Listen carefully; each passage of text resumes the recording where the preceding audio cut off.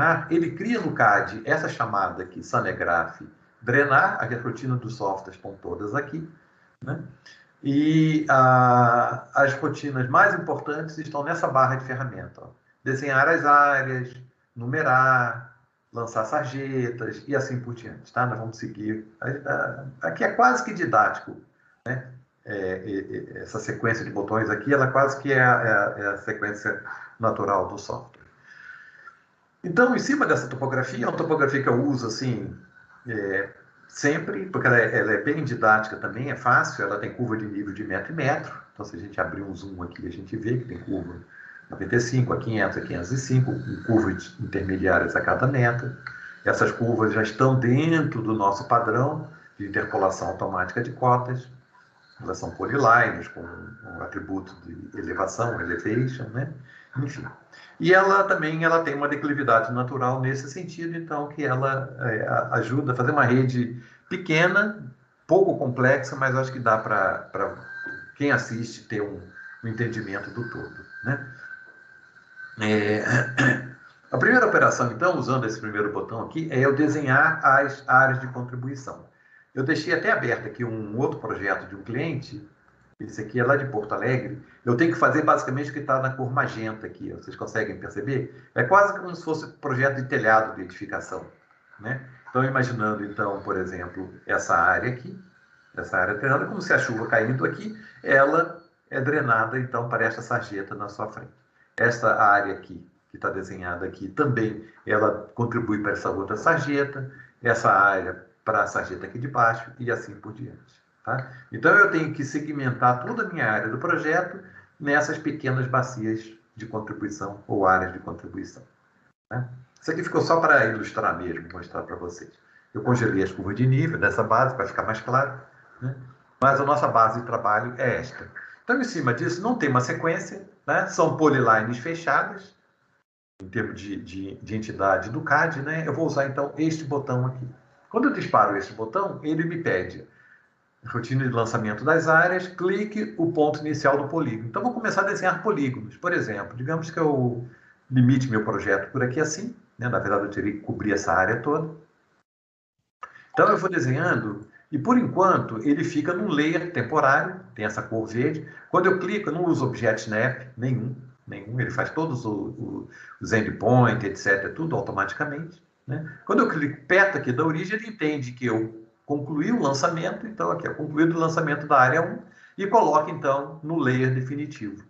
Tá? Como estava aqui nesse desenho, né? Nesse layer magenta aqui, que é o layer definitivo das áreas. E continuo, tá? Vamos de novo aqui. Desenhar áreas. Vou clicar aqui perto. Ele já automaticamente conecta com o endpoint. Né? Digamos que essa outra área vem até aqui assim. Vem aqui.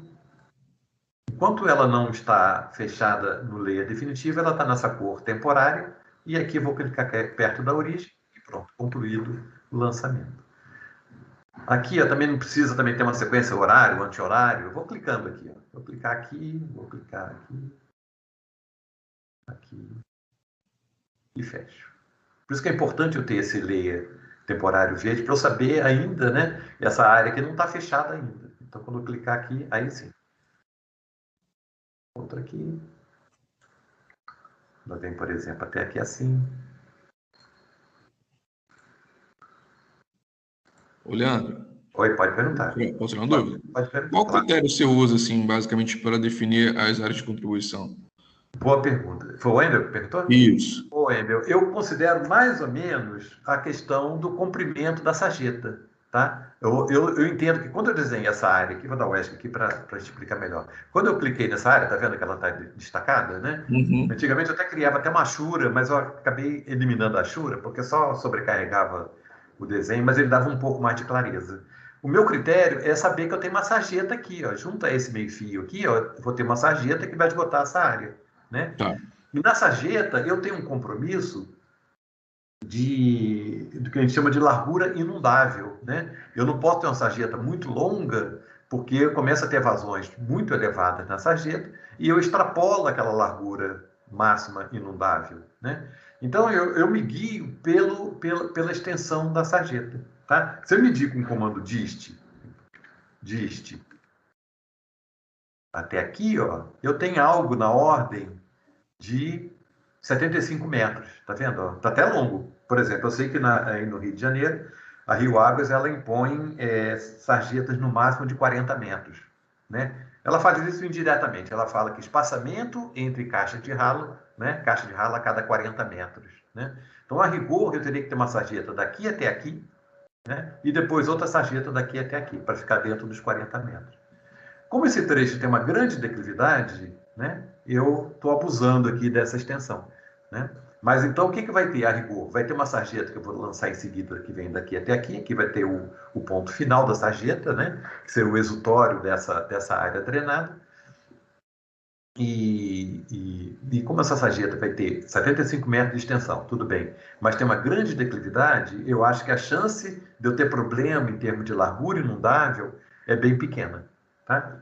Ok. Agora vem outra pergunta. E se houver problema? Se houver, simplesmente eu apago a sarjeta, né? Eu não preciso nem subdividir essa área em dois, antigamente eu precisava, e eu faço o seguinte, que essa área aqui, que vai ter um certo código, parte dela vai para essa sarjeta e parte dela vai para essa outra sarjeta.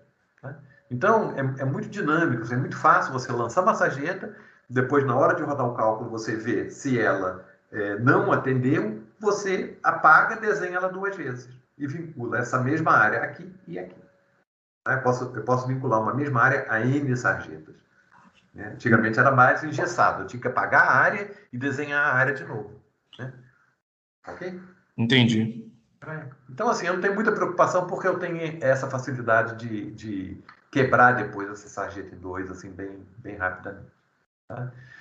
Então, vamos lá, continuando o desenho das áreas. Vem aqui, vem até essa esquina, vem aqui, algo assim, e fecho aqui. Vou esperar um pouquinho para a gente ganhar tempo, tá? Também aqui.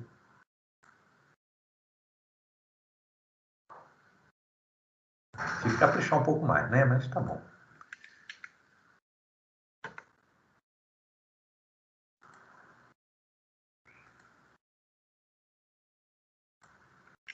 Por exemplo, o lado aqui um pouquinho também, só para a gente poder ter mais elementos.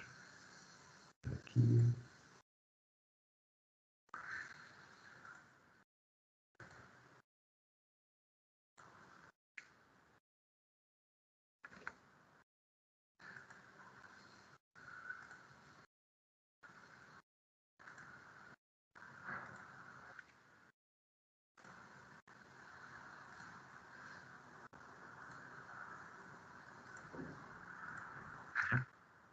Repetitivo ali.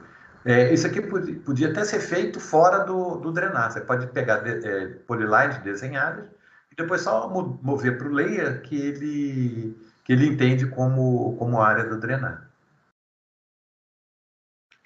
Às vezes eu vi um cliente trabalhar dessa forma. Mas aqui para fechar, só para finalizar essa parte. Fechando aqui. Uma área, vamos desenhar aqui assim. Vai ficar uma área vai ficar uma área bem longa aqui, ó. A gente deixa assim. E pronto. Ou seja, o nosso lançamento, né? Concluir aqui o lançamento das áreas. Tá? Depois que eu lançar as áreas, eu tenho que usar esta rotina aqui que numera áreas. Esse numerar áreas, ele pede o seguinte: qual é a área? Você clica na área, depois ele vai abrir uma janelinha. Qual é o coeficiente de runoff, né? Aquele C do método racional modificado? Qual é o C? Você informa o C e pronto. Aí clica de novo na área e informa o C. Clica. Então, você fazer um projeto com 10 áreas, 12 áreas como esse daqui, clicando uma a uma, tudo bem. O problema é quando você pega projetos enormes, como eu vejo, às vezes, com 1000 áreas, 2000 áreas, né? Fica um trabalho braçal muito grande. Então, para poder agilizar, eu criei essa outra rotina aqui, ó, que numera todas as áreas. Então, quando eu clico aqui em numerar todas as áreas, ele pergunta qual é o código inicial, vou dar como 1 mesmo, né? Ele pergunta qual é o coeficiente C geral, eu posso editar isso depois, claro, né? Posso usar valores diferentes. Vou deixar o 0,6 que ele sugere mesmo. E pronto. Tá? E com isso ele enumera todas as áreas. Tá? Ele enumera as áreas de acordo com a sequência de lançamento. 1, 2, 3, 4, 5, 6.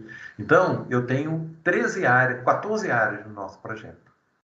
Tá? Cada área é que o layer fica congelado. Mas se eu abrir o layer aqui, ele já me dá a metragem, ele já está vendo aqui, ó, tantos hectares, tantos hectares, tantos hectares, e assim por diante.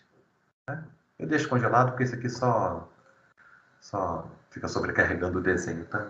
Então, com essas áreas desenhadas, eu vou usar o primeiro botão de gerar o DXF, que é esse daqui, ó. Gera DXF de exportação das áreas. Então, ele gera dentro da pasta do projeto, que é a tal da UERJ 16, que eu falei para vocês, está dentro da minha estrutura C Projeto Drenagem, UERJ 16, ele gera um arquivo com o nome padrão de bacias.dxf. Tá? E pronto, gerou o DXF para eu poder montar a planilha das áreas. Eu vou abrir aqui, então, o drenar, propriamente dito, está aqui. Na entrada do drenar, ele vai validar a licença.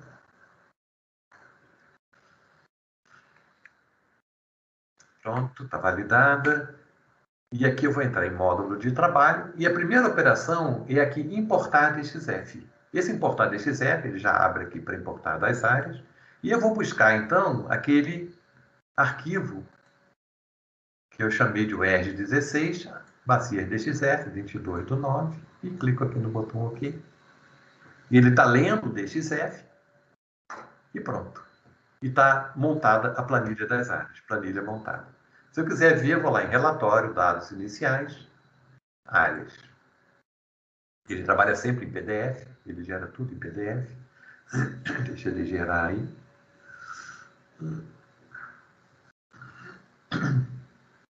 Não tem nenhum cálculo ainda de hidrologia, hidráulica, não tem nada. Tá?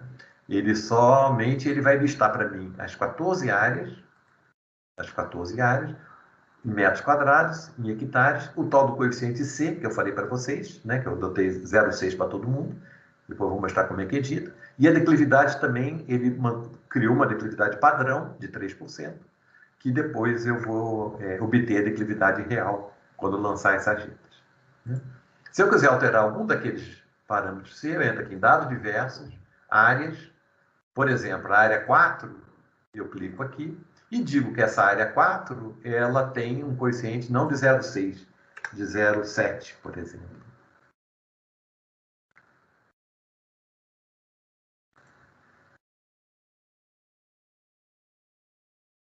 Zero ponto 7. Digamos que essa área 10, ela tenha, não também o 0,6, mas ela tenha 0,5, 0,55. Tá? Aqui eu posso editar a declividade, mas não precisa. Né? Isso aqui depois ele vai preencher para mim automaticamente. Essa área ela vai contribuir depois para o certo trecho da rede. E aqui também, se eu quiser particularizar, quando a gente usa o método do hidrograma triangular, né, o hidrograma unitário, sintético, né, a gente trabalha com o conceito de curva número, né, aquele curve number, né, curva número do Soil Conservation Service, né, que é uma das premissas do método do hidrograma triangular. Vou deixar em branco aqui. Enfim.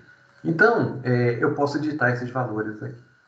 Aí agora, pessoal, eu tenho que entrar para fazer o cálculo, o primeiro cálculo de vazão. Então, eu vou entrar em cima dessa minha base aqui, né, com os dados da hidrologia. Eu vou dizer qual é o modelo, chuva-vazão que eu vou adotar, qual é a equação, né, IDF que eu vou adotar, os parâmetros da equação e assim por diante. Tá? Então, eu tenho aqui, por exemplo, arquivo, tabela de equações. Eu posso trabalhar, por exemplo, é uma equação bem conhecida, inclusive vem do Rio, do engenheiro Otto Pfaffstätter, né? É bem antiga, de décadas já. Então, ele prevê esta equação para eu calcular a precipitação. Eu entro com tempo de concentração, entro com TR, que é o tempo de recorrência, né? O tempo de retorno. Tem a equação que eu chamo de genérica 1, que ela trabalha com tempo de recorrência, tempo de concentração, A, B, C e D. Né? Tem uma genérica modificada, que ela trabalha com A, B, C, D e E. Trabalha com 5 parâmetros. Né? e também tempo de recorrência e tempo de concentração. Então, eu tenho assim, liberdade de trabalhar com essas equações todas aqui. Né? Em São Paulo, o pessoal trabalha com a do logaritmo duplo, ln, ln, também tem o t grande, o t pequeno, a, b, c, etc, etc. Então, são as fórmulas possíveis de se usar. E em termos de modelo chuva-vazão, a gente tem, no caso aqui eu estou trabalhando com racional modificado, mas tem o MACMATH, que é essa fórmula aqui, tem o IPAIU, né, que é essa outra fórmula. São várias fórmulas diferentes. Berkeley-Ziegler também é outro modelo também de chuva-vazão. Tudo são formas de calcular vazões por área. Né? E o tal do hidrograma unitário, né? O triangular sintético do Soil Conservation Service. E o nosso padrão aqui é o racional modificado, que eu vou deixar, né? Mas ele poderia ser utilizado outro modelo também. Né? E a gente também tem uma tabela de cidades, tem várias cidades, várias, que a gente pode filtrar por UF, pode fazer a busca incremental por aqui. Vamos supor do Rio. Por exemplo, Rio Jardim Botânico. Se for usar Rio Jardim Botânico, eu tenho tanta equação do Otto com seus parâmetros todos definidos, quanto a equação genérica também, A, B, C e D. Então, vou adotar Rio Jardim Botânico como o nosso posto pluviométrico. Né? Então, aqui em dados diversos, dados do projeto, ou eu vou direto aqui pelo atalho, dados do projeto, eu vou preencher. Qual é a cidade? Vou botar aqui Rio Jardim Botânico. Né? Bacia. Aí eu vou usar a equação, quero usar a equação genérica, podia usar a equação do Otto, que ela tem parâmetros para a equação do Otto. Vamos usar a equação genérica. Tempo de concentração, né? Então, normalmente, tempo de concentração vai ficar em 10, 12 minutos, tempo de entrada na rede. Né? Tempo de recorrência, vou adotar os 10 anos, poder adotar menos, poder adotar 5, enfim. Né? O curve number padrão também, se for usar o método do hidrograma triangular. O tempo de chuva também é um dado pedido também no hidrograma triangular. E aqui são dados também padrão para as sarjetas. Largura inundável, altura da guia. Então, ele já fornece uma massa, sugere, né, uma massa de informações. Eu posso modificar qualquer uma delas. Né? E também aqui são os dados para as caixas de ralo. Né? O tipo pode ser grelha, pode ser entrada lateral, pode ser a combo, que é o padrão que eu adotei aqui. Comprimento da BL, a profundidade, enfim. Vou botar esses dados gerais aqui. Modificado, confirma-se.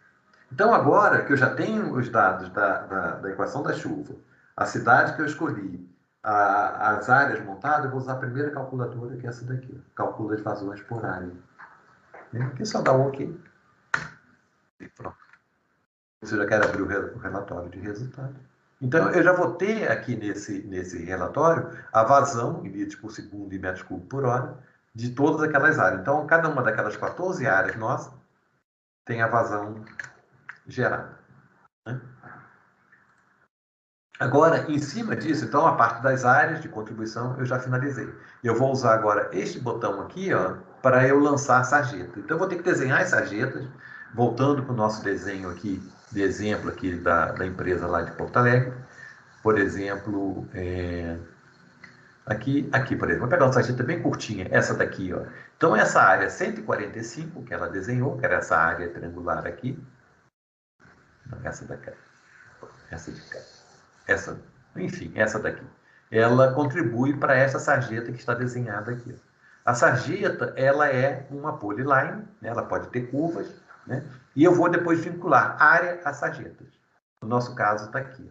Então, eu tenho que desenhar uma sarjeta em frente a essa área, tenho que desenhar uma sarjeta aqui, uma aqui e assim por diante. Tá? Não tem uma sequência obrigatória. Né? Eu acho bom a gente ter a sarjeta 1 esgotando a área 1, sarjeta 2 esgotando a área 2 e assim por diante. Né? Mas nada impede eu ter a sarjeta 500 esgotando a área 850 do meu projeto. Tá? Não tem essa obrigação. Antes de lançar a sarjeta, eu vou usar este botãozinho aqui, que eu vou definir os pontos finais de sarjeta. É um ponto cotado. Tá? Eu vou precisar desse ponto, que eu preciso dessa cota. Nesses pontos finais de sarjeta, que são os exutórios de cada uma dessas áreazinhas aqui, eu vou ter, então, a caixa de ralo. Então, eu começo o lançamento de sarjetas usando esses botõezinhos aqui, ó, insere ponto final de sarjeta, né? Então, ele pede para clicar no ponto. Também não é obrigatório que seja nessa sequência, mas só para eu não me perder, a área 1 vai ter a sarjeta 1 aqui na frente, eu vou ter esse pontinho aqui, por exemplo, vamos supor que ele fique por aqui. Na primeira vez, ele pede para eu confirmar o espaçamento vertical entre curva de nível e gera interpolação. Então, ele gerou aqui um bloquinho, tá, cotado, né? Então, ó, área 1, vou desenhar a área 3 aqui, pronto. A sarjeta da área 3 vai ficar no exutório aqui, da área 2 vai ficar aqui, da 5. Então, aqui estou desenhando simplesmente os pontos finais de sarjeta.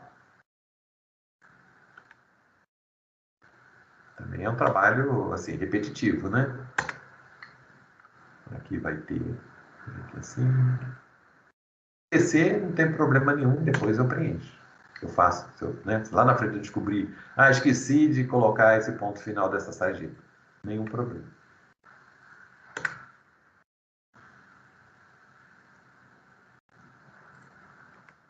Então, o que mais que eu tenho? Por aqui assim. Esse que eu tenho aqui.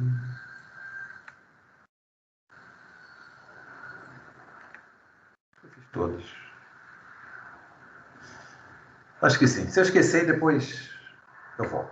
Então, depois que eu lancei esses pontos finais, eu vou usar então a rotina propriamente dita de lançar a sarjeta, que é essa aqui, ó, drenar, desenha a sarjeta. Para desenhar a sarjeta, então, são polyline, está aqui, ó, clique no início e final de cada sarjeta. Então, por exemplo, a primeira sarjeta, ela vem, digamos, desse ponto, esse aqui é o ponto inicial, tem cota, e eu vou lançar aqui dentro.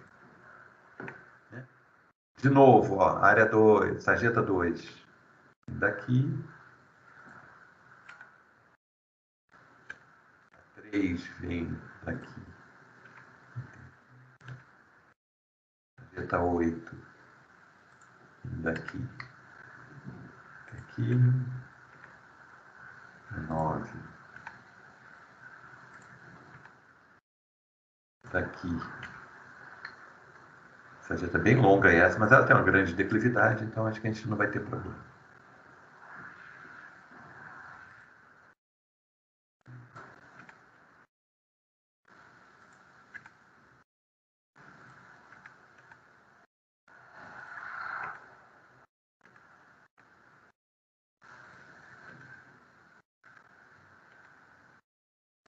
Também tem uma sarjeta.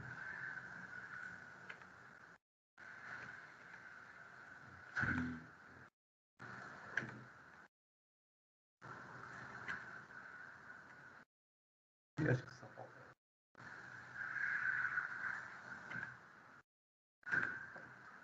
Tá aí. Então as sarjetas estão todas desenhadas, tá? Eu usei este botão aqui, ó, de desenhar a sarjeta. E agora eu vou usar este outro botão que ele numera e vincula, então, a sarjeta na área. Então, ó, numeração de sarjeta. Primeira sarjeta, vai ser a sarjeta 1. Aí ele pede, ó, clique a sarjeta. Então, ó, como eu falei para vocês, não é obrigado assim nessa sequência. Eu vou fazer só para não me perder, eu vou ter que numerar 14 sarjetas aqui.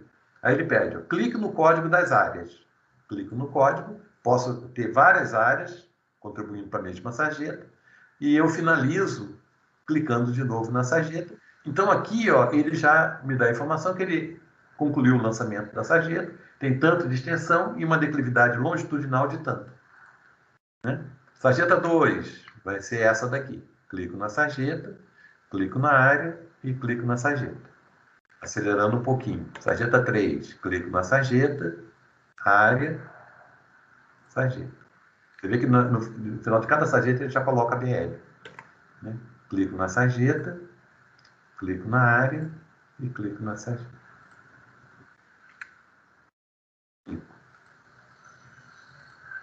Já montando aqui o nosso projeto dessa maneira. 6, sarjeta, área.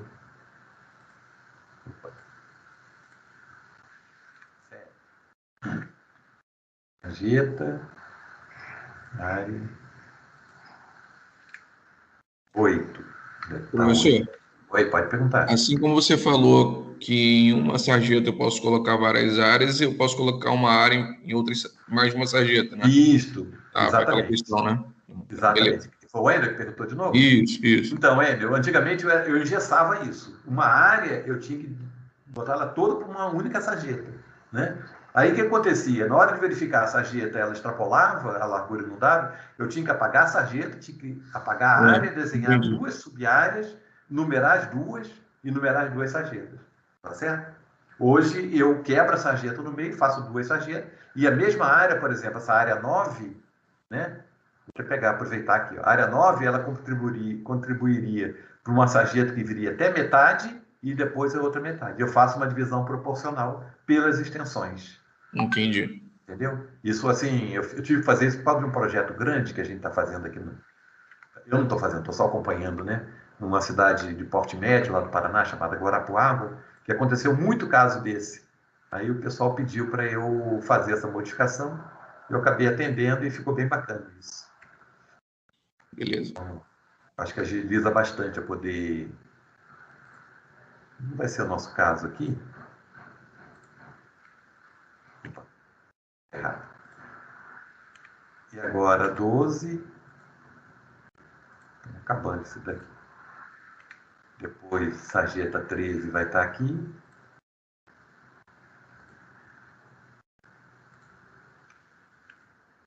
A 14, que é a última, está aqui. Clico na sarjeta, clico na área, e clico na sarjeta. E pronto. Então, e cancelo. Então, as sarjetas estão todas desenhadas e estão todas numeradas. Aqui seria um caso típico, tá, Wender? Essa sarjeta aqui ficou tão longa, se eu tivesse pouca declividade, com certeza eu ia ter problema aqui, nessa sarjeta, né? Aí, o que eu faço? Eu apago a sarjeta 14, lanço ela daqui até aqui e lanço ela daqui até aqui. E essa área 14 fica vinculado a essa sarjeta e essa outra sarjeta. E eu faço a divisão proporcional. Deixa eu tirar outra dúvida. É gerada essa seta e essa seta é o fluxo da água? Sim, assim, exatamente. Escoamento superficial. Tá certo? Ele reconhece pelas curvas de nível já apresentado, por isso? Sim, sim. Você lembra que quando eu desenhei a sarjeta, primeiro eu desenhei o exutório, com esse pontinho aqui, ó. Se eu der um list aqui, isso aqui é um ponto cotado. Esse pontinho aqui, ó. Esse bloquinho. Ele tem um Z, tá vendo? O Z dele é 491055. Tá vendo? Entendi. Quando eu cliquei no ponto inicial da sarjeta, que foi esse daqui, eu criei um bloquinho também cotado. Edifícios, né? De 493. Então, aquela sarjeta, ela vai de uma cota 493 e pouco até a 4. Porque assim, tu fez tão rápido, né? Colocando eu tenho que ganhar tempo aqui. Mas você já sabia que a curva de nível descia para aquele sentido, né? Exatamente. Beleza, então. Mas você, a qualquer momento, eu posso apagar e redesenhar, não tem problema nenhum, entendi. não. Isso é CAD. Não, tranquilo, só porque foi muito rápido, achei que fosse até aleatório, mas tu já sabia que as curvas de nível iam naquele sentido, então tá bom. Exatamente. Eu só preciso acelerar um pouquinho, senão vai dar 11 horas aí e a gente vai estar... Ok? Não reparem, não. Então, pessoal, aí agora que eu lancei todas as sarjetas, vinculei as áreas, numerei as sarjetas, né? E gerei já as informações de extensão, declividade longitudinal, já coloquei o bloquinho aqui da BL, né? Da caixa, da boca de lobo da BL no final de cada sarjeta. Eu vou usar este botãozinho aqui, ó. Gera o DXF das sarjetas. Então ele congela tudo que não é sarjeta no meu desenho, deixa só as sarjetas e gera na pasta um arquivo chamado sarjeta DXF. Pronto, gerei. Vou lá no drenar, que está aqui, e vou usar o botãozinho de importar, já vem para as sarjetas, ok. Aqui também não tem que fazer nada, porque já vem com o nome do arquivo, a pasta. Só tem essa opção aqui se eu quero expressar as extensões das sarjetas em números inteiros de metros, uma casa decimal ou 2 casas decimais. Professor, desculpa mais uma vez, é porque para mim travou a tela no CAD, não sei se para todo mundo aconteceu isso. Voltou agora para o drenar. Alguém mais teve problema? Deixa eu te mostrar então, Wender. Quem teve problema, acompanha aqui. Ó. O que eu fiz aqui? Quando as sarjetas estavam todas lançadas, eu usei este botão aqui, ó. Tá. Exportar DXF das sarjetas. Só isso. E aqui dentro do drenar, vou cancelar aqui. Dentro do drenar, eu usei este botãozinho de importar DXF das sarjetas. Tá ok. E aqui eu estava falando que ela já vem um arquivo. Aqui eu só tenho que expressar o que eu quero, né? Com relação às extensões. Eu vou dar OK e deixa fazendo. Tá, beleza. E com isso eu montei o DXF das sarjetas. De novo, relatório, dados iniciais, sarjetas. E aqui vou ter cada sarjeta, qual é a área drenada para aquela sarjeta. Eu posso ter várias áreas, você vê que só vinculei uma sarjeta a uma área, mas eu poderia ter mais de uma área aqui. A declividade longitudinal, que aparece aqui. Diminuir o zoom aqui. A declividade longitudinal, o comprimento de cada sarjeta, que eu obtive também. E isso aqui é uma informação se ela é dupla ou simples, enfim. Né? E agora eu vou partir para o cálculo das sarjetas, usando este botãozinho aqui, ó, cálculo da capacidade das sarjetas. Né? Lembrando que eu já tenho aqui definido nos meus dados do projeto a geometria das sarjetas. Né? Qual é a altura da guia, qual é a declividade transversal das sarjetas, coeficiente de Manning, porque isso aqui é um canal triangular, então ele calcula tudo pela fórmula de Manning. Né? A largura da sarjeta. Isso aqui são os dados gerais. Eu posso também particularizar, se eu quiser, dados diversos, sarjetas, características geométricas. Eu posso particularizar, dizer que certa sarjeta tem uma característica diferente do geral. Tá? Enfim, e eu vou usar esse botãozinho aqui, cálculo da capacidade das sarjetas. Vou clicar aqui no botão OK, confirma, confirma. Cálculos efetuados. E já vou ver se vai sair algum achurado aqui. Se tiver alguma sarjeta achurada, aqui, ó, por exemplo. O que significa isso? Que eu tenho uma vazão tão grande nessa sarjeta 4 aqui, ó, vazão de 146 litros por segundo, e ela tem uma capacidade limitada a 80 litros por segundo. Tá? Então, tipicamente, essa sarjeta da área 4, a sarjeta 4, essa daqui, ó, é uma sarjeta super longa. Na verdade, eu teria que ter uma sarjeta daqui até aqui e outra daqui até aqui. Na 10, idem, com certeza. A 10 também está muito longa. Todas essas sarjetas longas aqui eu vou ter problema. Tá? Porque eu tenho vazões muito grandes, né, em relação à capacidade. Então, dentro do meu rol de 14 sarjetas, eu tenho problema na 4, na 6 e na 10. Eu teria que aumentar essa capacidade aqui, ó, de alguma forma, né, aumentar a capacidade, que para aquela chuva intensa prevista, ela tem capacidade menor do que a vazão prevista. Tá? Então, teria que trabalhar nisso. Eu não vou mexer nisso, tá? Mas, para não perder tempo, entre aspas, né? Mas eu teria que trabalhar nessas sarjetas aí. Ok? Vou deixar, tá? Sabendo que eu tenho problema de largura inundável sendo extrapolada nessas 3 sarjetas. Em cima dessas sarjetas, eu tenho agora a opção de fazer o cálculo das caixas. Né? Então, cada caixa dessa daqui, que está no desenho, cada caixa dessa aqui, ela pode, no cálculo, por exemplo, em função da vazão e da capacidade, eu ter 2, 3 em série. Né? Ele vai dimensionar usando este botãozinho aqui, ó, cálculo das bocas de lobo. E tem uma figurinha ilustrando, tal. E clicar aqui no botão. Ok, cálculos efetuados. Gera o PDF também. Então, aqui, por exemplo, ó, ele tem, de modo geral, tem uma caixa atendendo. Nesse caso da 4, lembra que é aquela vazão super grande, de 100 e poucos litros por segundo, eu tenho que ter 3 caixas em série. Tá? Que não é uma coisa muito prática, mas poderia acontecer. Aqui vai ter 2 em série, enfim. Tá? Então, aqui, ele dimensiona, então, as caixas para essa vazão, então, que eu tenho na sarjeta. Tá? Lembrando, então, que ele tem essa vinculação, né, essa hierarquia, que ao final de cada sarjeta tem a caixa.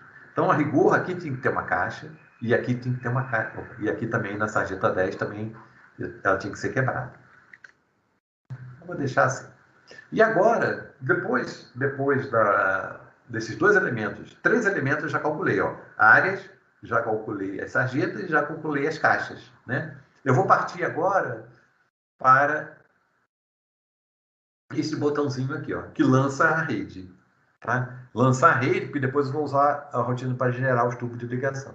Lançar a rede. Aí ele pede, aqui tem uns parâmetros também, clique o ponto inicial do trecho. Então, por exemplo, nessa rua aqui, o primeiro trecho, o primeiro PV vai ficar por aqui assim. Não tem sentido, porque aqui tudo é escoamento superficial, eu não tenho rede para desenhar nessa rua. Então, eu vou desenhar o primeiro PV, vai estar por aqui assim. Né? Ele pega a cota interpolada. E depois ele pede para eu clicar o nó de jusante do trecho. Vamos supor que eu venha por aqui assim, até o eixo da rua. Né? Então, ele já desenhou um trecho, Perceba? Desenhou o trecho, já desenhou o PV na cabeceira do trecho. Esse trecho vem até aqui. Eu tenho que esgotar o que vem na rua. Lá. Depois vou ter outro trecho aqui. E vamos supor que eu tenha meu deságue, aqui seja um riozinho, alguma coisa aqui, vai ter meu deságue por aqui assim. E pronto. Eu desenhei o coletor principal aqui, ó. Percebe? Aqui eu vou ter um coletor secundário, que eu vou ter que começar daqui de cima, porque eu tenho caixa para esgotar. Né? Então, de novo, vou desenhar a rede. A rede vem daqui, vem até aqui assim,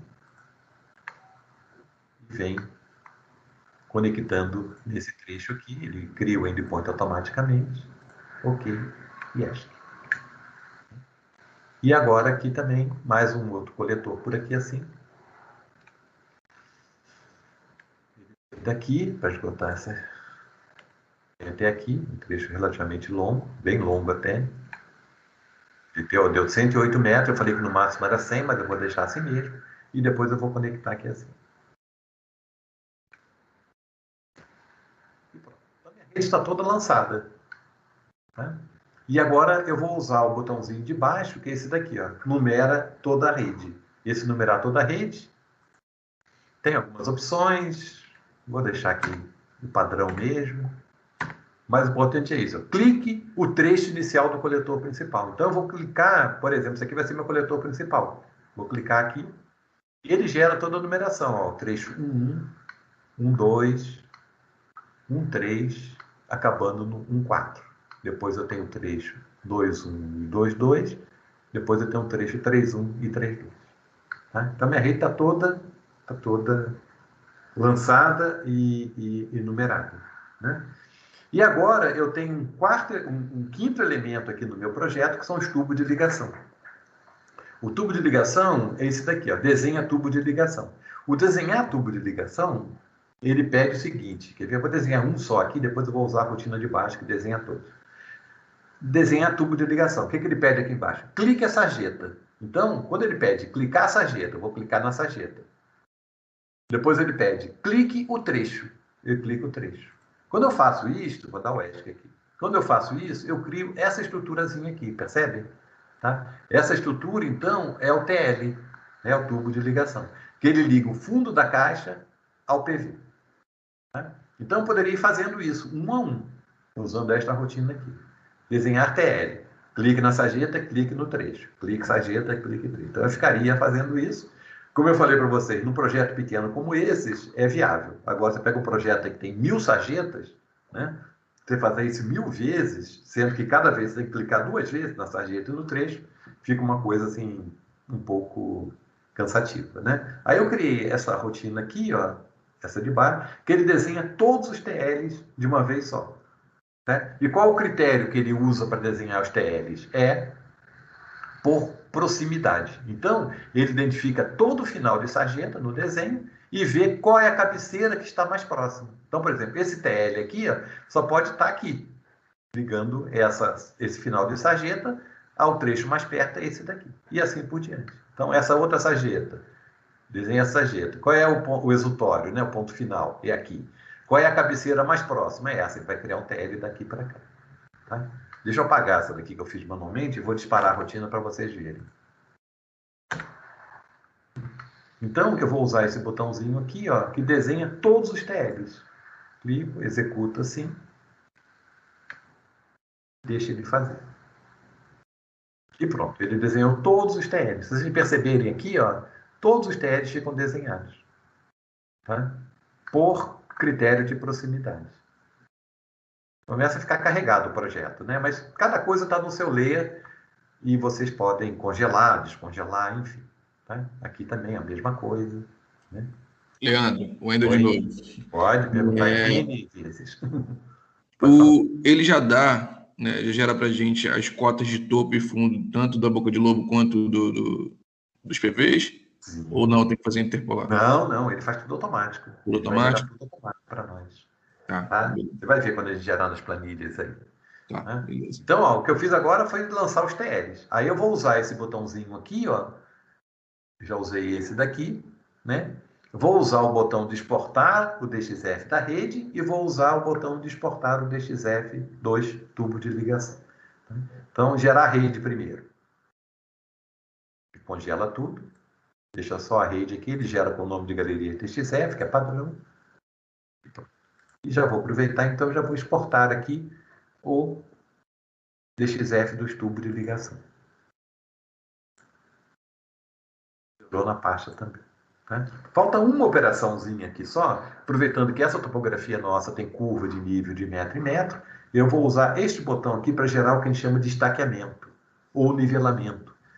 Eu vou gerar cotas intermediárias que ele vai enxergar o terreno com o perfil real do terreno, e não somente cota no PV e no outro PV.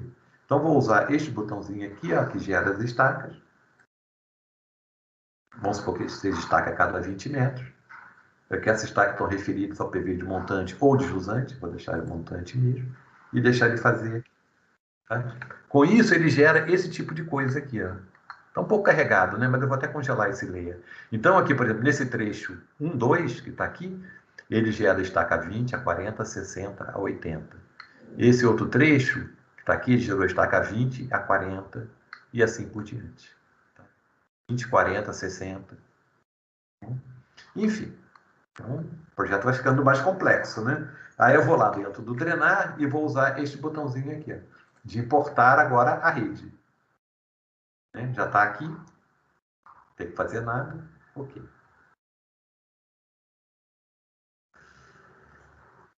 Pronto. Se eu quiser ver aqui, eu posso até pegar já esse PDF amarelinho aqui, que são... Aqui está a minha planilha da rede. A rede é pequena, tem meia dúzia de trechos. Tá?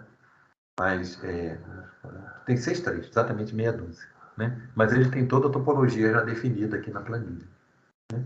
E vou aproveitar para finalizar e vou importar os tubos de ligação. Aqui também a mesma coisa. Então, meu projeto agora está todo montado. Né? Para eu ter mais elementos, eu vou importar aquele estaqueamento, está aqui, ó, estacas intermediárias. Está todo em branco, eu vou usar este botãozinho aqui, ó, ele vai ler todas aquelas estacas. Se eu abrir de novo aqui a rotina, as estacas estão todas cadastradas. É claro que está tudo zerado, porque eu não fiz o dimensionamento da rede ainda. Mas as estacas ficam todas cadastradas. E agora, então, pessoal, eu posso já usar... Eu tinha calculado aqui. Vou calcular os tubos de ligação. Né? Lembrando que a minha geometria dos TL está definida toda aqui. Eu posso mudar, eventualmente. Mas eu defini que todos os meus TLs vão ter tubo de 300 milímetros com 2% de declividade. Poderia mudar aqui. Né? Enfim, eu vou usar essa calculadorazinha para calcular os TLs. Tubo de ligação, calcula. Relatório. Aqui, eu tenho um TL com problema aqui. Tá? Ele tem uma capacidade de 115. Esse TL aqui eu teria que mexer ou no diâmetro ou na declividade dele, né? Para eu poder aumentar a capacidade dele. Tá? Então, vou até mexer nisso. É o TL8. Quer ver? O TL8. Dados diversos, tubo de ligação. Eu vou pegar esse TL8 aqui, ó, e vou dizer que ele tem um diâmetro de... Aqui, ó, vou botar ele com um diâmetro de 400. Esse TL especificamente. E vou rodar de novo o cálculo dos TL, tubo de ligação. E vou... Um probleminha aqui. Paciência.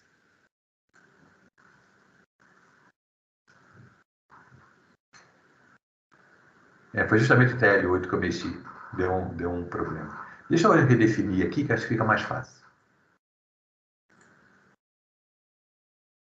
Vou botar ali com 400. Rodar aqui os TLs. Coisa besta. Enfim, o TL8 passou aqui, ó. Então, ele tem uma capacidade de 200 e pouco, a vazão de 146, foi tranquilo. Então, agora, pessoal, eu já posso disparar a rotina mais importante, que é o cálculo da rede. Tá? Tudo que eu fiz até agora foi para eu trazer as vazões para a rede. Tá? Dentro do cálculo da rede, então, aqui tem várias opções, posso ficar assim, bastante tempo falando sobre isso. Por exemplo, a questão de lâmina máxima, a questão de velocidade mínima, né, que são duas condições de contorno. Né? Lâmina máxima 80%, velocidade mínima posso definir valores diferentes. E aqui tem outras coisas aqui. E aqui tem a opção, inclusive, de calcular pelo hidrograma. O triangular sintético seria isso aqui.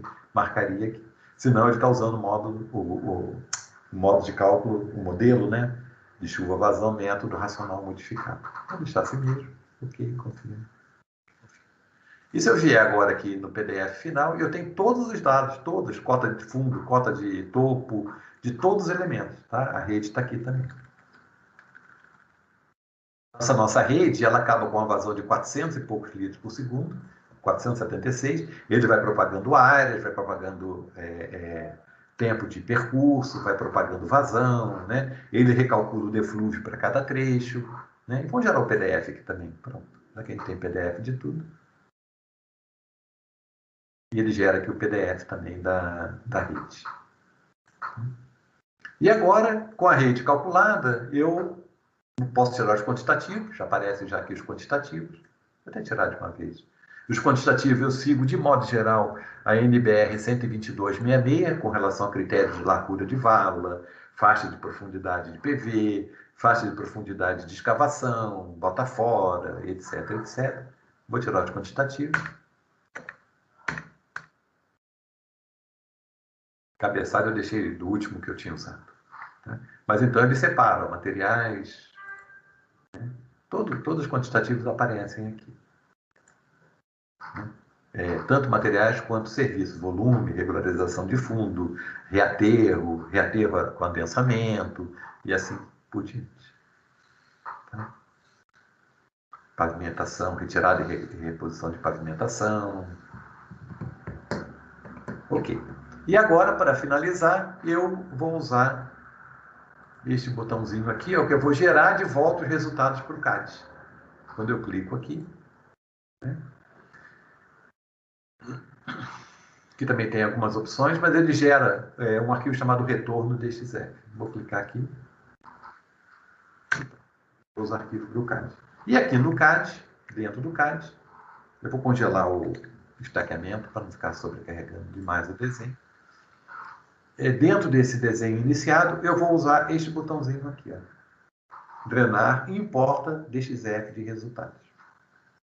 E ele usa esse retorno DXF. Deixa ele fazendo aí.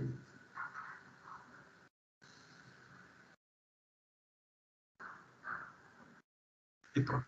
Né? E aqui eu vou ter que fazer somente um rearranjo aqui, né? Quer ver que ficou embolado aqui. Eu clico aqui em cima disso. Por exemplo, eu posso trazer essas informações para cá. Né?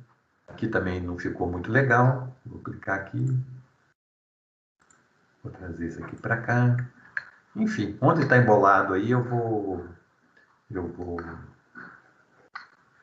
melhorar um pouquinho a apresentação. Aqui, ó, vou tirar isso aqui para o lado de lá, vou jogar até nessa setinha aqui para ele jogar para o lado de lá. E vou jogar um pouquinho para baixo aqui. Enfim, isso aqui é acabamento, né? Arte final, que a gente chama.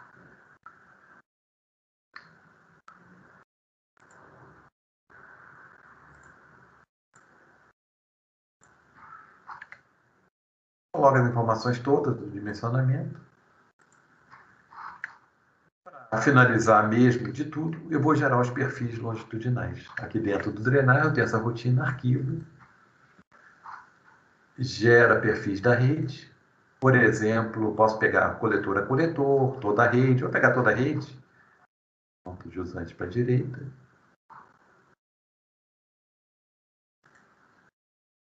Ele vai gerar os arquivos de perfil. Ele vai gerar um P001, P002, P003. São 3 coletores que nós temos. Então, aqui do lado, aqui, só para ficar mais bonitinho aqui, eu vou desenhar uma linha de referência,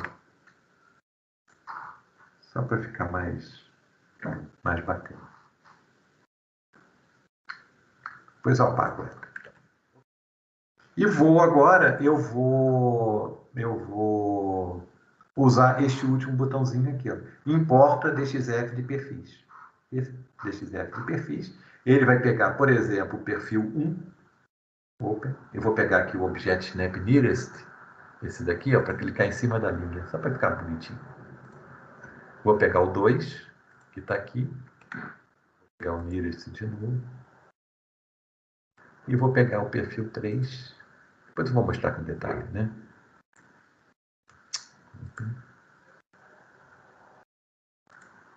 Vou pegar o Nearest. E cancelo. E apago aquela que eu tinha feito. E pronto. Então, os perfis, eles são blocos. Dá para ver que é um bloco. Né? Se eu precisar mover, arrastar, é muito tranquilo. Vou dar um explode aqui, só para poder mostrar melhor para vocês os perfis. Cada perfil, ele tem, aqui em cima, ele tem a linha do terreno e a linha da tubulação. Aqui são as linhas de chamada das estacas intermediárias, que elas aparecem aqui. Né? E aqui a gente chama de caixão, né? Aqui as informações, comprimento, comprimento acumulado, extensões, cota de topo, cota de fundo, tá vendo? Cota do terreno, cota do coletor. Cota do coletor é a geratriz inferior, a GI. E CT, cota do terreno, que é a cota de topo. Né? E assim por diante. Né? E a coluna da profundidade que aparece aqui. Isso aparece para todos os coletores. Né? E pronto. O projeto finaliza aí. Né? E para finalizar de tudo mesmo, vou salvar isso daqui. Para finalizar de tudo mesmo, dentro do Drenar, eu tenho essa rotina aqui, ó, arquivo, exporta para o SWMM, para o Swing, né? Exporta projeto para o Swing. E ele gera um arquivo que está na mesma pasta do projeto, que eu chamei drenar para swing.imp, né? Aí se eu abrir o Swing aqui, abrindo aqui, ó, o Swing instalado, está aqui.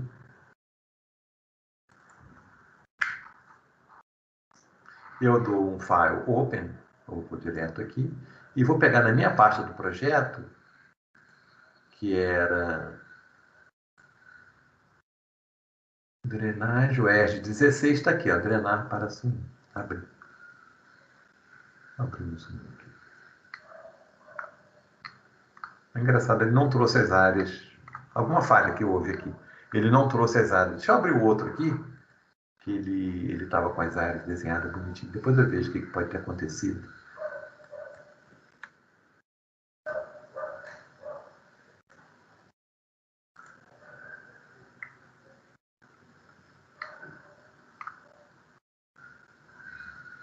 Aqui veio bonitinho. Depois eu vejo porque que não veio com aquelas áreas desenhadas. Tá? Mas enfim, e aqui no Swing eu posso fazer outras modelagens, né? Todas aquelas informações do dimensionamento, toda a parte geométrica, toda a parte de vazões, ela vem aqui para dentro do Swing, caso a pessoa queira continuar fazendo outras modelagens. Tá? Então, pessoal, assim, de maneira bem rápida, deixa eu parar de compartilhar. Não sei nem como é que para de... Ah, já parou, né? Vocês estão me vendo ou estão vendo a tela aqui? Está na tela ainda, professor. Está na tela, hein? Nossa. Ah, parar de compartilhar. Ok. Agora sim, né? Agora está me vendo. Tá joia. Então, pessoal, assim, eu tive que correr, no meu relógio aqui são 5 para as 11, né? Mas eu quis fazer com vocês, assim, um ciclo completo do projeto, começo, meio e fim, tá? Para eu poder, nessa 1 hora que eu tinha aqui, correr, passei batido em várias coisas, peço desculpas aí para vocês, tá? Passei batido em algumas coisas, até em coisas conceituais eu tive que passar também batido, mas paciência. Tá? Isso. Até peço desculpa que o Marcelo ele fez uma observação aqui no chat, só agora que eu pude ver. Aumentando o número de caixas de ralo, aumenta também o número de PVs, naturalmente. Tá? Então, a gente tem que ter esse compromisso. Não adianta também eu querer economizar nos PVs, né? E nas caixas, espaçar demais as minhas caixas, que vocês vão ver o problema que eu tive ali. De sarjetas que elas não têm capacidade de aduzir toda aquela vazão. Então, existe um equilíbrio aí entre o custo de ter mais caixas e PVs né? E a condição técnica que a sarjeta tem que atender, né? A própria caixa também, acaba que não é muito prático eu colocar 3 caixas em série. 2 até se admite, né? 2 é bem comum até. Mas 3 caixas em série já fica uma coisa assim meio forçada, né? Então, a observação do Marcelo é totalmente pertinente. Marcelo é professor? Deve ser, né, Marcelo? Sou eu. Professor Marcelo. Pensei que era o aluno. Não, pode me chamar de Marcelo também, me sinto mais jovem. Tá bom, professor. Então, a observação do Marcelo é totalmente pertinente. Tanto que a Rio Águas, ela coloca uma restrição, né? Ela quer caixa de 40 metros. Por quê? Porque ela garante, né, ela tem uma margem de segurança bem adequada em relação à capacidade das sarjetas. Você, espaçando as caixas a cada 40 metros, você garante, né, teoricamente, a não ser que seja em região muitíssimo plana, mas você garante automaticamente que a sarjeta ela vai ser atendida, você vai ter um espaçamento de caixas garantindo o que a gente chama de capacidade de encolhimento do sistema. Então, toda aquela drenagem superficial você traz para baixo, traz para a rede, né? Porque não adianta você ter uma rede bem dimensionada e você tiver pouca caixa. Você vai ter alagamento do mesmo jeito, né? Então, essa questão das caixas é importante também, né? Bom, então, assim, a minha ideia com vocês, então, era mostrar, assim, um pouco en passant, né, como dizem, né? Mas, pelo menos, mostrar todas as características do software, né? É claro que daria para caprichar bem mais nesse nosso projeto, explorar mais aquela sarjeta que tive problema em 3 sarjetas, né? E quebrar aquela sarjeta em 2 e subdividir a área para, né? É claro que na hora que eu quebrar em 2, vou ter caixa intermediária, logo eu vou ter que lançar um trecho de rede também, para poder esgotar aquela caixa, né? Enfim, mas tem uma certa dinâmica aí vamos dizer assim, uma dinâmica circular, né? Desenho, cálculo, até chegar no final. Não mostrei para vocês mais a planilha de quantitativos, gerei tudo em PDF, mas a planilha de quantitativos eu posso gerar em XLS, né? A planilha de dimensionamento, que tem todas as cotas, geratriz superior, geratriz inferior, cota de topo de PV, né? Que o Ender até me perguntou se ele geraria, ele gera tudo. Eu posso exportar também para XLS, né? Para que depois você possa formatar isso melhor, colocar moldura, colocar logotipo, nome, enfim, você pode melhorar essas planilhas todas, né? E o que é mais importante, no final, ele poder exportar o projeto para o Swing, o SWMM, para você fazer depois outras modelagens em cima dessa mesma geometria, ok? Eu estou para fazer, como essa implantação do hidrograma triangular sintético, do Soil Conservation Service, ela é bem recente, eu consegui fazer isso semana passada, enrolei um pouco, mas semana passada, ou retrasado, eu finalmente implantei isso no software. Se eu quiser calcular pelo hidrograma, eu marco o quadradinho na tela do cálculo, né? E ele, então, em vez de usar o C do método racional modificado, ele vai usar o CN, o curve number, né? A curva número de cada área, que para áreas urbanas vão ficar nessa faixa de 80, 90, mais ou menos, é um valor de curve number. Trabalho com precipitação efetiva, né? Vazão de pico, enfim. Isso, e o que eu quero fazer agora com um tempinho, porque a gente está sempre apertado, esse fim de semana eu vou dar um curso pesado também, mas eu quero pegar uns 3 projetos aí de clientes, de porte pequeno, médio e maior, declividades maiores e menores, e fazer comparativo. O que eu gerarei, né? O que eu gero de resultado em termos de vazão, em termos de diâmetros, etc., usando o método racional modificado, ou usando aqueles outros alternativos, como McMath, Berkeley-Ziegler e Paivu, né? E comparando com o que eu gero usando o hidrograma triangular. Tá? Isso seria um trabalho bem interessante, né? Se o professor Marcelo quiser me ajudar nisso, seria bem bacana. Fazer algo comparativo, né, Marcelo? Como a gente fez, por exemplo, no esgotamento, né? Comparando rede em PVC, rede de material cerâmico, trativa mínima de 0,6 Pascal, enfim, fazer um trabalho comparativo desse usando essas diversas modelagens. Tá? Isso está na minha to-do list. Vou começar a procurar os alunos aí para ajudar.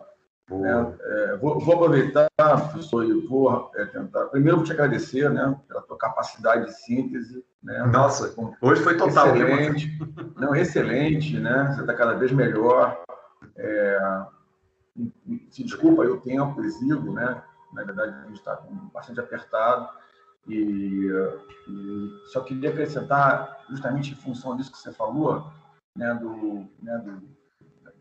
dessa tua vontade sempre de estar desenvolvendo, de estar aumentando aumentando a abrangência, né, as possibilidades que podem ser utilizadas. Aí eu queria enfatizar para os alunos que esses modelos, né, como esse modelo do professor Leandro, né, eles são de grande valia por conta justamente dessa capacidade de gerar resultados muito rápido e fazer com que o projeto possa ser melhorado à medida que você vai analisando os resultados. E aí, é por isso que é importante a gente entender o que a gente está desenvolvendo, né, o projeto. Né? Vou aumentar a declividade, vou diminuir a declividade, vou aumentar o número de raulas, vou mudar o plano de escoamento, né? Tanto no caso do drenar, como no caso do SANCAD, que é o de esgoto.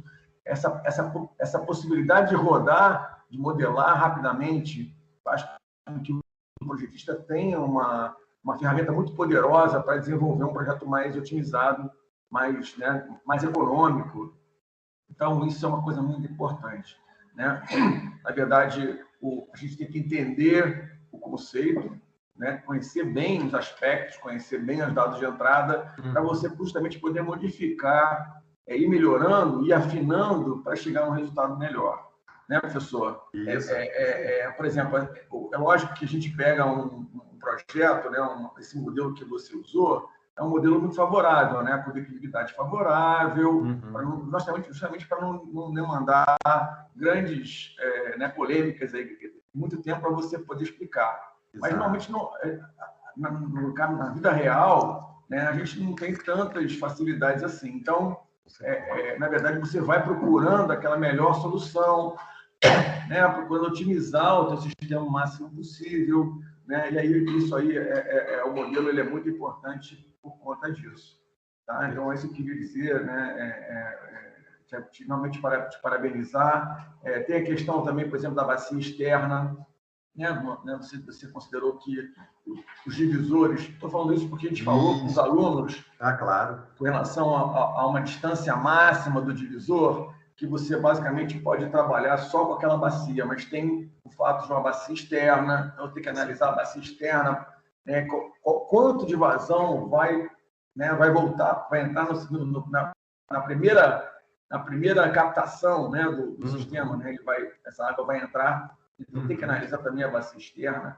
Tá? Então, isso tudo na verdade, o projeto ele demanda conhecimento dos alunos, ele demanda o conhecimento do projetista. Tá? E aí eu vou aproveitar, professor, e a nossa proposta para o curso é fazer, como eu te falei, né, é fazer uma comparação entre a técnica convencional, entre o método convencional, no caso, por exemplo, usar, né, a microdrenagem, a galeria, né, e somente a galeria numa região, numa bacia, e associar a essa galeria as técnicas compensatórias que o professor Akira vai desenvolver junto com os alunos nas próximas aulas, a gente fazer uma comparação entre o uso só da galeria e o uso da galeria junto com essas técnicas compensatórias. Tá? Então, tá me ouvindo, professor? Estou ouvindo e concordando. Tá. Então, a ideia é essa. Né? Depois a gente vai voltar a conversar como é que a gente faz, né? como é que a gente vai desenvolver isso com relação ao drenar, né? Se vai ser usado o drenar, se não vai ser usado o drenar. Tá bom? Então, desde já eu já te boto nessa roubada, né? Mais nessa... Roubada entre aspas, né? Tá? E com relação a essa tua proposta, né? a tua solicitação, você pode contar comigo. Vou começar a procurar os alunos interessados, né? A gente faz essa análise, essa avaliação, como a gente fez com relação ao esgoto, né? A gente já está avaliando há 3 períodos, né? 3 turmas de graduação, a gente vem fazendo essa análise, comparando usar a rugosidade de PVC ou rugosidade de maneira cerâmica para tubo de esgoto, né, analisando os resultados, né, o que está acontecendo do ponto de vista de maior aprofundamento, maior quantidade de material escavado, etc. A gente está chegando a resultados bastante interessantes. A gente pode fazer a mesma coisa, uma coisa similar, né, com relação à questão da utilização dessas distintas metodologias para cálculo da vazão e do dimensionamento hidrológico e hidráulico no caso da drenagem. Tá bom? Fica à disposição, né? Vocês todos aí. Enfim, tá ótimo. Gostaria também de perguntar aos alunos se tem alguma consideração, alguma dúvida. De falar, né, também a gente pode, né, professor Leandro, existem tutoriais do Drenar que podem ser acessados por qualquer um, né, para poder, inclusive, se inteirar melhor do funcionamento das rotinas, etc. E eu acho também, posso oferecer, Leandro, também, né, se por acaso tiver alguma dúvida mais específica, eles poderiam te procurar. Com certeza. Com certeza. Então, se vocês entrarem no Google, lá bater software Drenar, né, Sanegraf, que é o nome da empresa, enfim, vocês vão chegar na página do Drenar, dentro do nosso site, que é o Sanegraf com PH, né, Sane de saneamento e Graf de gráfico. sanegraf.com.br, lá no menu superior, produtos, Drenar, vocês estão na página do Drenar. Tem vários PDFs ali, a gente tem canal também, alguns vídeos no YouTube, eu fico à disposição de todos vocês. Né? E para finalizar, Marcelo, assim, eu acho que é importante também frisar que está dentro do nosso radar também, dentro dos modelos chuva-vazão que eu listei para vocês, como falei, o racional modificado, o hidrograma, etc, etc. Uma das opções, que a gente fez isso no software de água, é usar o SWIM como motor de cálculo. Então, a gente acopla o algoritmo de dimensionamento do SWIM, que é muito complexo, super poderoso, né? Pede outras variáveis, mas é acoplar o SWIM, como a gente fez com o EPANET dentro do software nosso de rede de água, que é o Aquarede, que eu aposentei o motor de cálculo dele e uso o EPANET hoje. Eu preparo o arquivo, roda no EPANET e captura os resultados.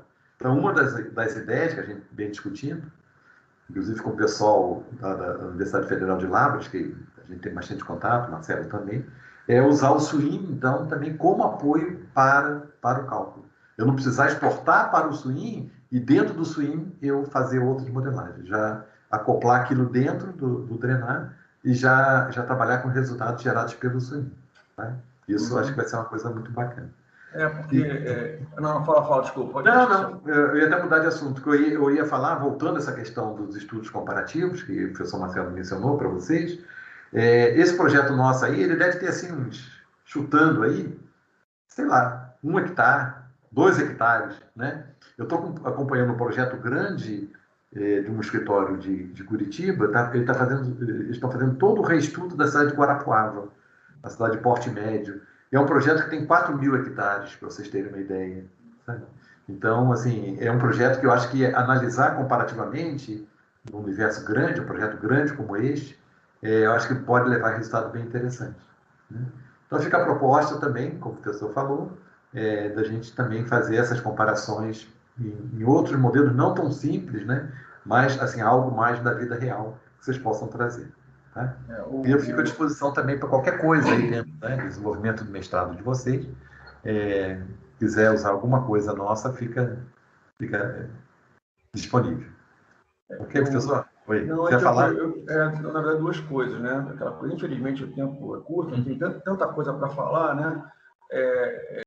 Colocar essa questão, né, do software. O software ele foi sendo desenvolvido muito em função dessas demandas, né? Muito em função dessas conversas, né, de utilização de alunos, né? Então, isso é uma coisa boa também, do ponto de vista do próprio desenvolvimento, né? Essas demandas que surgem constantemente vão aprimorando o desenvolvimento da ferramenta, né? Então, isso é uma coisa boa também, que pode ser explorada. Né? E a outra coisa também que você falou em relação até mesmo a esse aprimoramento, né, da vida real, né, do que acontece na realidade, o fato do SWIM ele vai te dar, inclusive, possibilidade de analisar aspectos como amortecimento. Isso. Né? Que a própria rede tem essa capacidade de amortecimento, que quando a gente faz